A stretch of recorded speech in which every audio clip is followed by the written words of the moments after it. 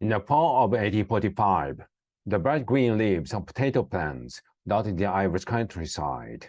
For over 200 years, South American vegetables had thrived in Ireland's rough terrain and unpredictable weather. Packed with carbohydrate, vitamins, and minerals, the potato was a remarkably nutrient-rich crop that made it easy for less wealthy families to maintain a balanced diet. But the mid-19th century, potato has supplanted other staple foods, and since British mandates ensured Ireland more valuable agricultural products were exported, roughly half the country's 8.5 million residents lived almost entirely on potatoes. But when harvesting began in 1845, farmers found the potatoes blackened and shriveled. Those who ate them suffered severe stomach cramps and even death. Today, we know the culprit was phytophthora infestant, a fungus that flourished in the season on unusually damp weather. But at the time, it was simply called the blight. The fungus likely originated in the Americas, traveling across the Atlantic on ships. While it destroyed potato harvests across Europe, wealthier countries than us today generally fared better. They had more resources to draw on. Meanwhile, the southern and western regions of Ireland were already impoverished and entirely dependent on the single crop, making them disproportionately vulnerable. The impact of food insecurity are often more severe at the poverty line, while the failed harvest created crisis. And while the failed harvest created crisis, the government response turned it into national catastrophe. For centuries, Ireland had been under a varying degree of English control, and by 1845, it was part of the United Kingdom, with its government based in London. During the famine's first year, this distant ruling body imported corn from North America and offered the Irish employment on public works projects, but its relief only caused more problems. Imported food was poorly distributed and offered insufficient nutrition, making the previously healthy population more vulnerable to disease and increasing maternal and child mortality. Worse still, the British continued to export Ireland's grain and livestock.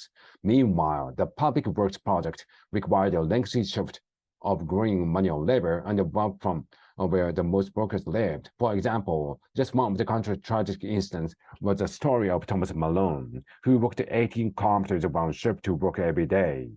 One night, exhausted and sobbing, he collapsed and died just before reaching home, leaving behind his wife and 6 children. Despite the year's countless tragedies, many families managed to scrape by, but in 1846, the down weather returned and the blight worsened, impacted 75% of Ireland's potato yield. British relief efforts diminished substantially in the famine's second year, and while international aid helped save lives, the overall need was enormous. As the crisis wore on, the government limited who were eligible for relief and tasked Ireland with funding the relief efforts themselves by increasing local taxes.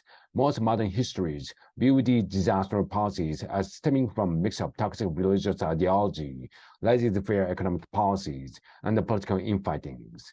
British news sources constantly depicted the Irish as lazy, simple-minded alcoholics, and some London decision-makers believed the famine was God's punishment for these sinful behaviors. Other government officials purposely blocked efforts to provide meaningful relief due to internal political rivalries. As with famines and food insecurity today, it wasn't a lack of resources preventing the British from aiding Ireland, but rather a lack of political will. 7 years after the blight began, after Ireland's weather patterns returned to normal, and the potato crop finally stabilized, but over 1 million people had perished from starvation, malnutrition, and disease. Between 1 and 2 million more fled the country, beginning a trend that dropped Ireland's population to half the pre-famine levels by the 1920s. Today, climate change is making extreme weather more common and sustained, leading countries' agricultural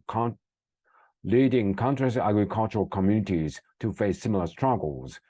Just as in Ireland, farmers living on the margins are increasingly facing starvation, malnutrition, and disease due to global weather patterns for which they bear little responsibilities. But history doesn't have to repeat itself if government institutions can provide the kind of aid these regions need. Relief efforts that are coordinated and ongoing, provide sufficient nutrition to prevent disease, and are offered with compassion rather than judgment.